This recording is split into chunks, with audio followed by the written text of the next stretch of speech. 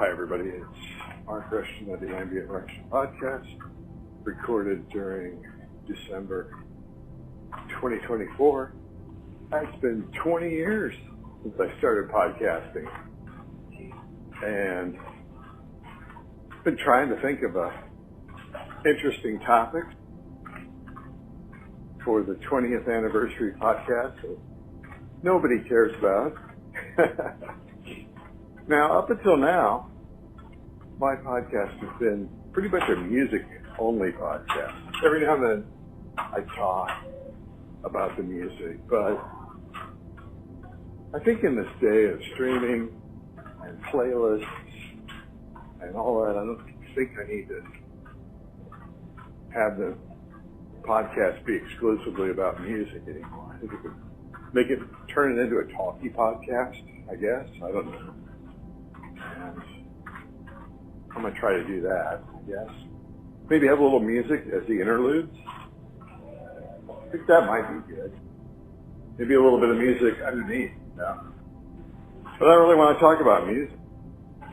Just do not want to talk about music. Here I am in this completely echoey building, 801 Grand, full of nothing but high ceilings and tile and glass and everything just bounces off each other. And then I'll be out on the road here in a minute. Oh, it's a good time to vacuum. Right when everybody's trying to eat lunch. Make sure you vacuum. That's good. That's intelligent. You could vacuum later.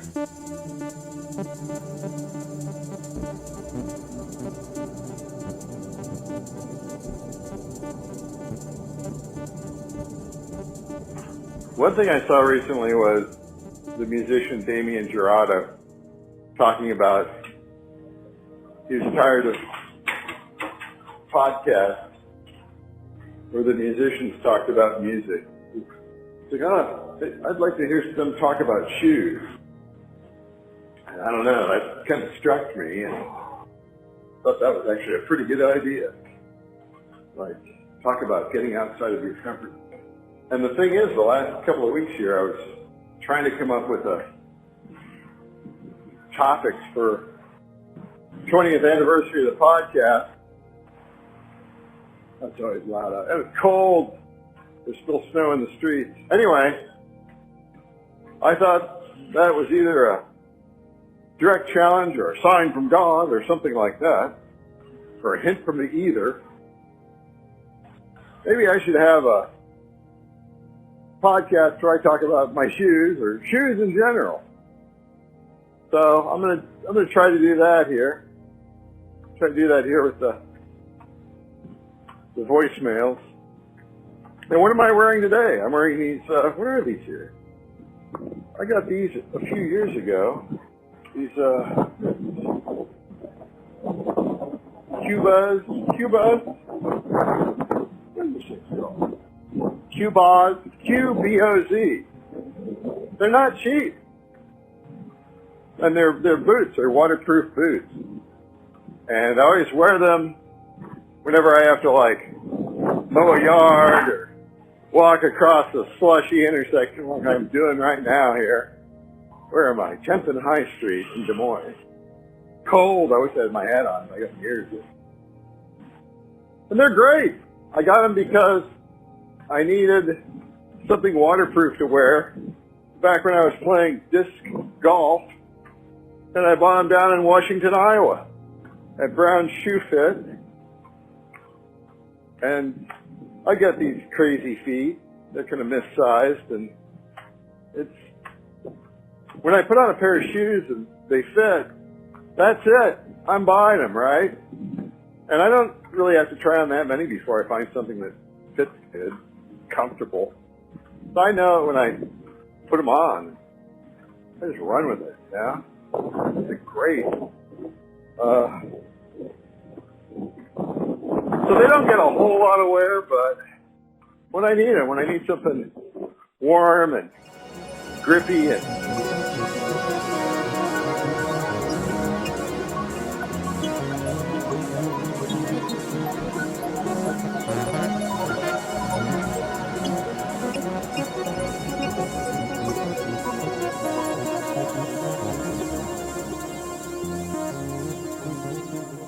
Yeah, when I need something warm and grippy and waterproof, I love them. I think they're great.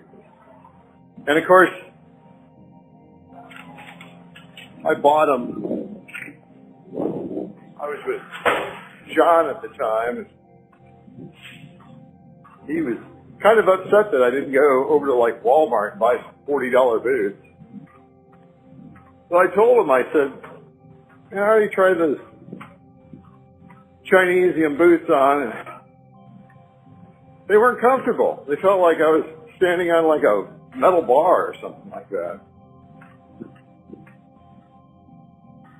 And well, he didn't like that at all. Then he didn't like how much I paid for these, it was almost $200. But I'm going to wear these for a long time. They've worn really good here in the last 3.5 years. I mean, hardly at all. I don't wear them every day, but shoe buzz. Oh man, it's cold out there. It's not even that cold. It's cold. I'm not seasonally adjusted. It's not February or March, you know. Oh man. So honestly, if you need a little extra traction, I have this yak track. This yak track, I think it's walk on ice. Frankly, quite amazing. And I've got like crap. Please step into the door. I've got crappy yak tracks, and I got like little pieces of metal sticking out. And they do the job, man. They really do the job. And I always say that they should be a little bit easier to get on. Maybe it's just because I have crazy feet, but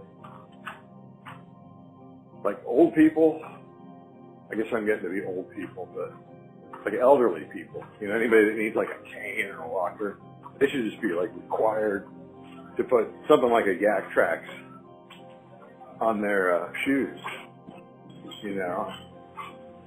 That just prevents falls and slips and concussions, conclusions, sub-zero hematomas.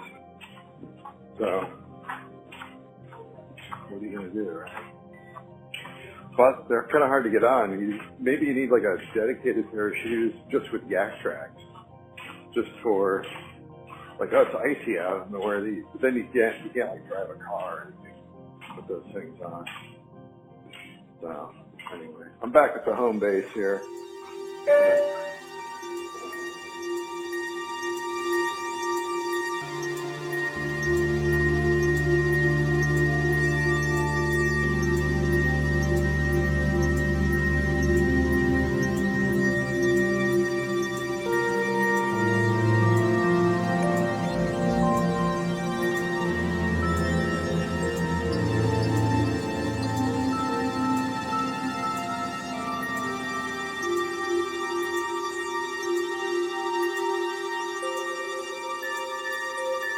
All right, let's try another voicemail here because I'm back in the office. It's a little quieter environment in here. Rummaging around in the skywalk, take off my shoes. And here's the other thing about shoes. I get into the office, I like to take my shoes off. Kick them off. Even if I have to put them on like 5 or 6 times to get up and go somewhere. I like that. I got weird feet, man. Got missized feet. And I had an extra.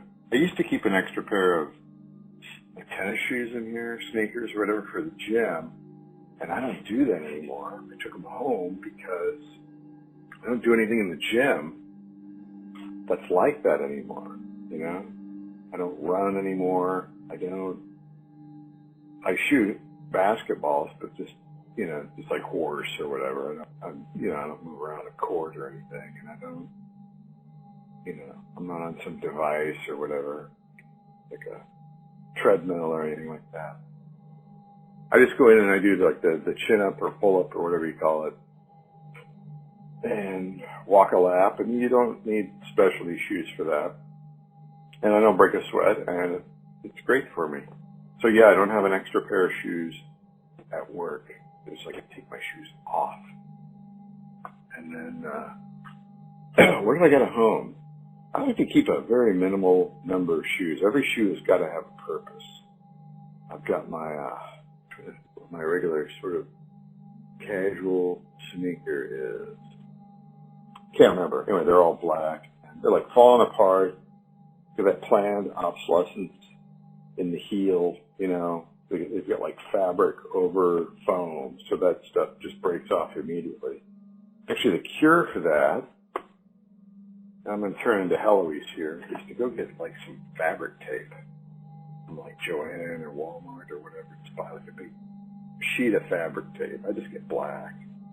And then after it started separating and that foam started coming out, I just put a couple layers of fabric tape in there, and then you have to kind of, you know, that only lasts like a month or two. Otherwise, the shoe is good. But next time when I get like a brand new pair of shoes, and all shoes are like these, like this these days. They design this planned obsolescence crap. They want you buying $200 shoes every 4 months or whatever. So next time when I buy a new pair of shoes, I'm just going to go put fabric tape automatically in the back of them. It's kind of like floor mats for your carpet in the car, you know.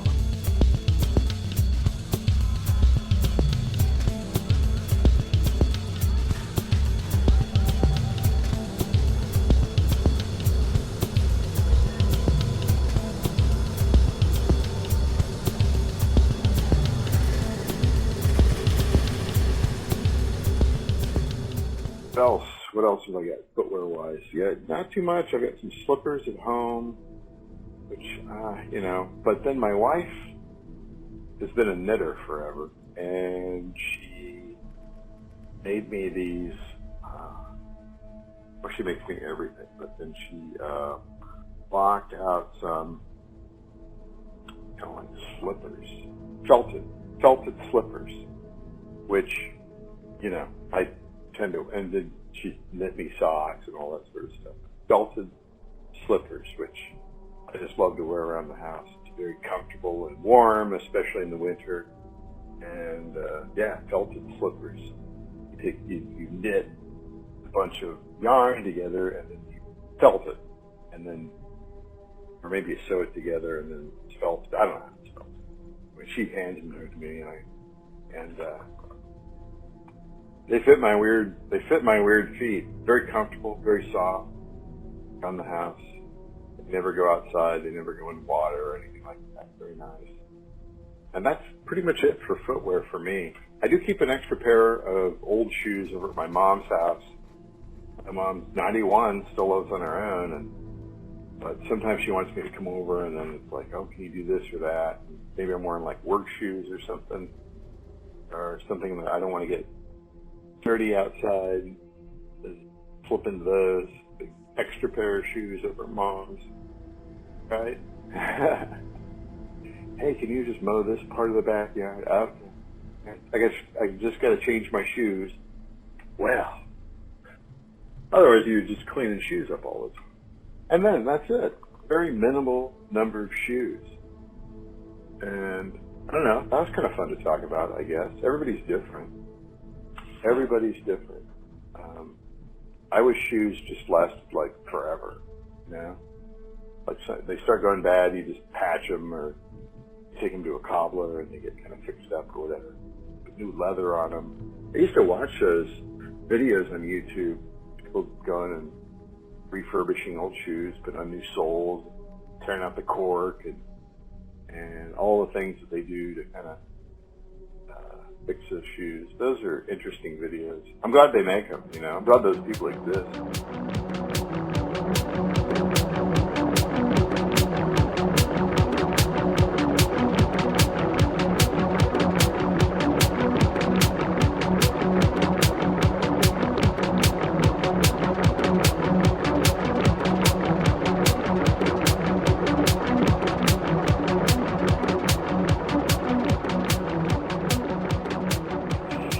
Okay, well that's it. That's it for me talking about shoes. So it's absolutely the craziest thing, but it makes sense. It's something that I can like easily talk about kind of an interesting twist there for the 20th anniversary podcast. You get to know Mark Rushton just a little bit better. Let me tell you something else that happened today. So today is Monday, December 2nd, 2024, and I rode the bus into the office. I live way, way, way out in the burbs, so and it snowed last night, probably about an inch and a half.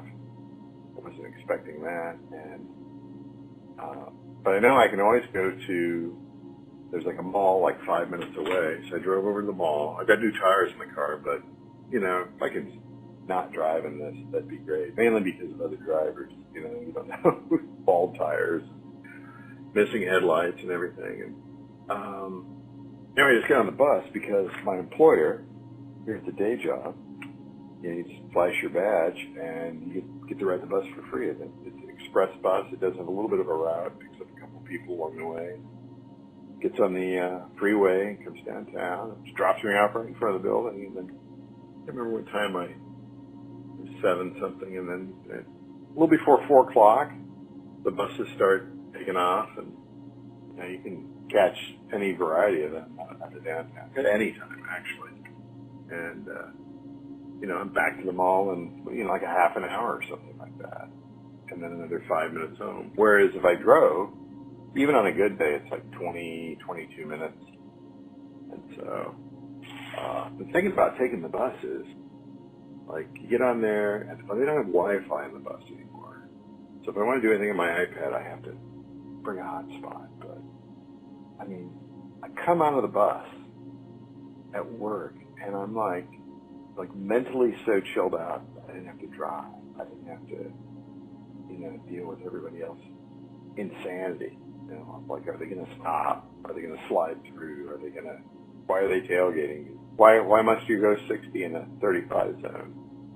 Don't you see the weather conditions, right? Or is like the worst are like the Tesla drivers, which they make Mustang drivers look competent. I've seen too much, guys. I've seen way, way, way too much. Anyway, that's it. That is it. Thanks for listening. MarkRushton.com is my website. I've got a Substack. I've got mailing list. I've got the Mark Rushton Gallery for my artworks. And thanks for listening.